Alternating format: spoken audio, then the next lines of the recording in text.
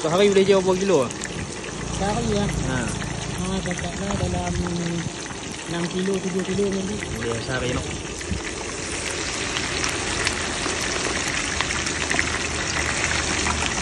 Depo tu kalau tengah hari cuti tu boleh buat lebih 10 lah atas tu.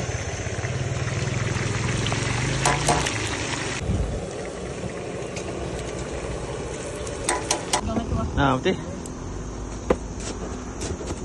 Biji ni harga berapa? Biji RM6. Dia jual satu set RM6. Oh. Okey, garing-garing ah. Right.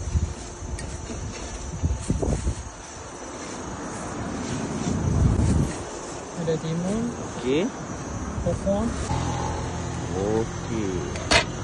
Macam ni satu set ni RM6 kan? Ya, satu set ni RM6. Okey, macam ni harga RM6 kan? RM6. Alright.